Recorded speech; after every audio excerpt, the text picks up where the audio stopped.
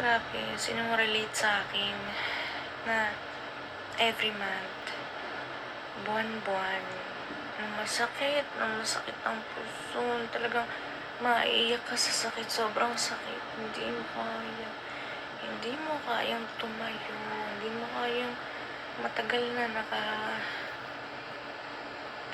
nakatayo, super sakit talaga. Super sakit. Ayan, maghapon na naman ako nakahiga. Kasi,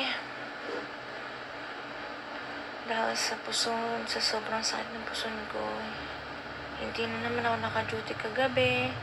Hindi rin ako mamaya hindi na rin ako makaka-duty. Malamang bukas ulit. Kasi sobrang sakit talaga. Pati ulo ko masakit na rin. Sobrang sakit talaga.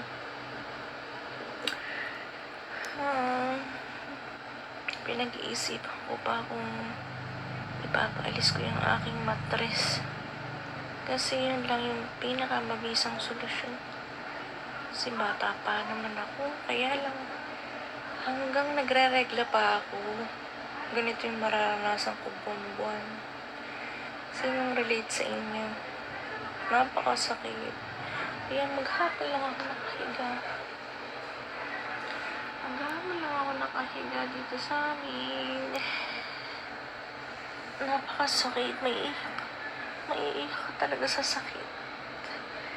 Tsaka tamad akong kumain.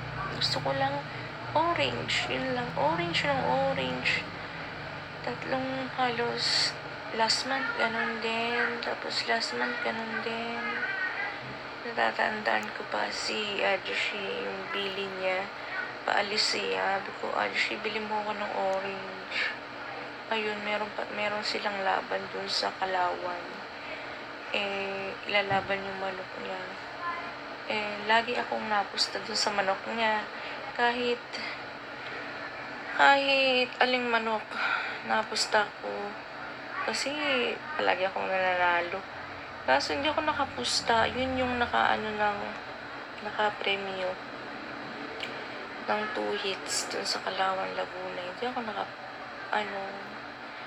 tapos paalis na lang siya dahil bilhin ko yung orange. Bumili muna siya sa bayan ng orange kasi hindi ako makakain.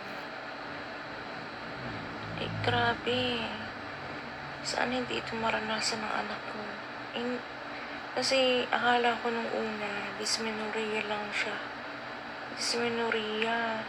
Sobrang sakit pag ako nagre-regla nung mga bata pa ako, mga high school, masakit din. Inaabot siya ng 2 araw ng sakit. Pero hindi naman gaya ngayon na 5 araw. Kasi yung pain of tolerance daw, pag natanda na, naliit na rin. Sabi ni doktora.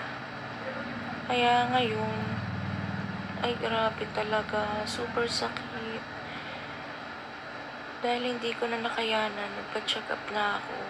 Ayun nga, meron akong adenomyosis.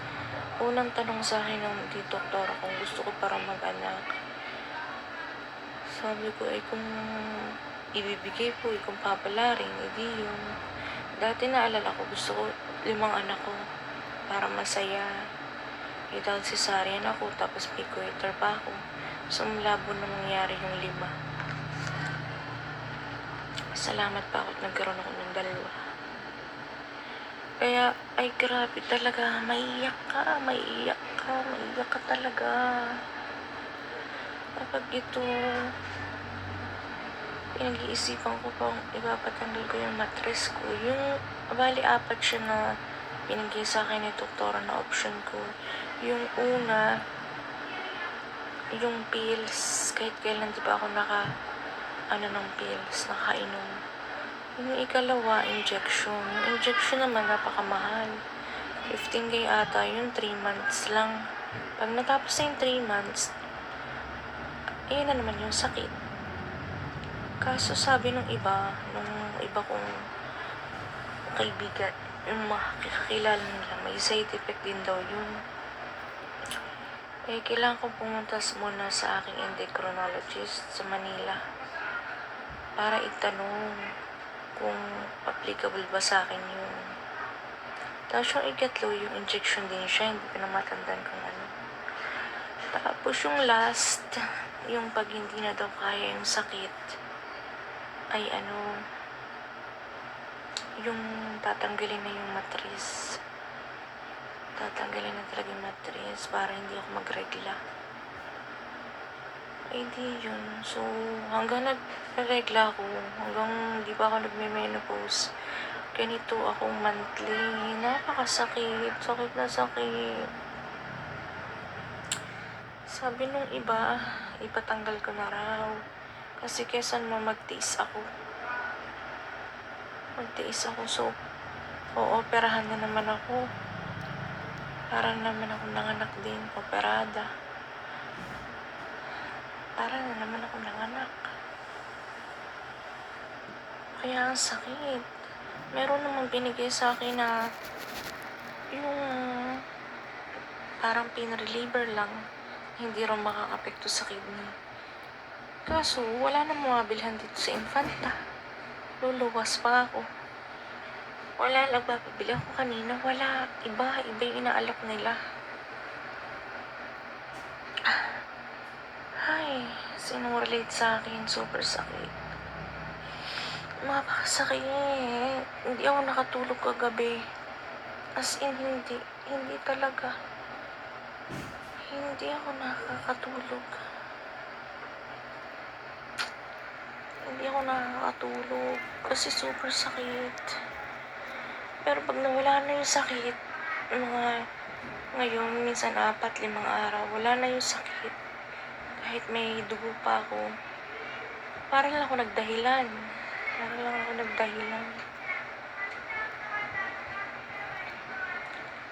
Kaya maghapon ako nakahiga. Kaya ang tindero ko ngayon yung sinanay. Pagod na pagod na sinanay. Kahapon pa. Pag ganito nung may regla ako, kanina umaga, naririnig ko maraming nabili. Hindi ko talaga kaya. So, para hindi na lang sila mabuyo. Kasi si nanay ay tulog pa din. Naglagay na lang ako ng paskil na sarado. Tapos yun, ilang minutes lang dumating na si nanay. Kasi alam nga niya na hindi ako makakatinda. Ay, grabe. Sana kasi hindi ko maranasan ng anak ko. Sakit. Ayun, anak, inborn ito. Itong nararamdaman ko, inborn. Sana hindi mo ito ma-experience. Anong inborn? Inborn, ibig sabihin, simula nung pinanganak ako, ganito na. Nung magregla ako, ganito na. Ewan ko sa'yo, anak, sana hindi ka.